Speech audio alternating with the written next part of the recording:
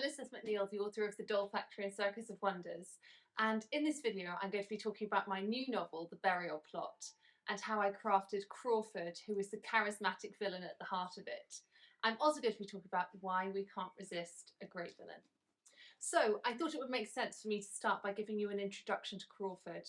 He's charming, he's manipulative, and, like any villain worth his salt, he's driven by secrets in his past which come bubbling up to the surface. At the beginning of the novel, he and the protagonist Bonnie make a living through tricking and robbing gentlemen, but as the novel develops, his schemes become more and more nefarious, until they not only ensnare Bonnie, but also we come to realise that he is a man who is capable of truly terrible things, who will stop at nothing to get what he wants.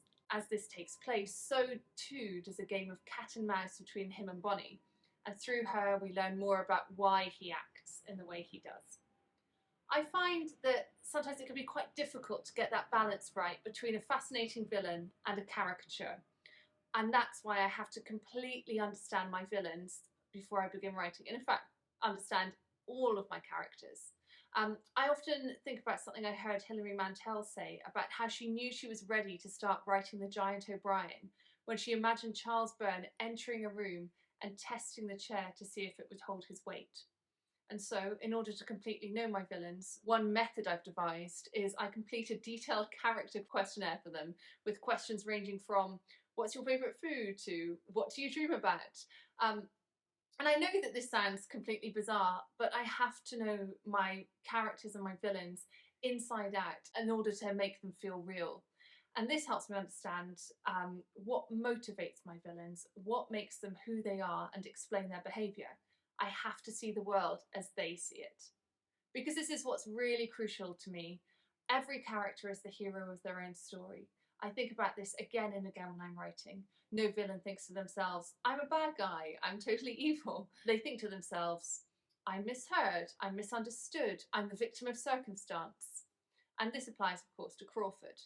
He believes he's been wrong, and indeed he has in his past, but it's this that motivates him to act in unconscionable ways. And that's an important point to me too. No villain is truly bad.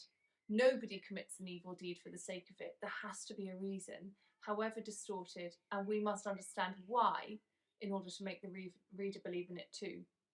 All characters, of course, have redeeming features, just as they all have flaws, but I find it can be even more powerful if the reader sympathises with the villain, because they've started to see themselves or a glimpse of humanity in that figure, and then that can make the villain's deeds all the more shocking, because the character feels like a real person to the reader.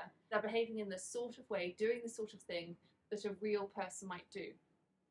Crawford, as a character, is also deeply charming, and as we only see him through Bonnie's eyes, we see her attraction to him.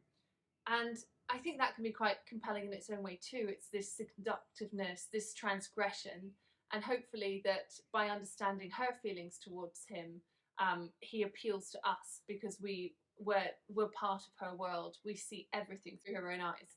I actually find it quite difficult to write a novel without a villain, whether that's I had lonely Silas in The Doll Factory, or ambitious Jasper Jupiter in Circus of Wonders, and of course in The Burial Plot you've got bitter, charming Crawford. These characters, they provide jeopardy, but they're also a foil for the protagonist to knock against, and they maintain a reader's interest because the reader wants to make sure that they're beaten. And then, of course, you have the ending, which rests on whether they expelled or controlled and how. If I had to choose my favourite literary villain, I think it would have to be Tom Ripley. And the power of him is that he's not even really a villain. Patricia Highsmith has made him understand him and therefore care about him so much that he actually becomes the hero. And when I was reading it, I was rooting for him so much to the extent that I almost felt complicit in his crimes, in my hoping that he got away with them. Tom Ripley really inspired me, not just in Crawford actually, but also in Bonnie, who isn't straightforwardly good either.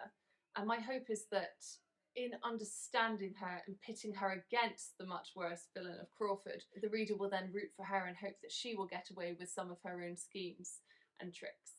But above all, I really hope that you enjoy The Burial Plot and not only believe in Crawford, but also fear him.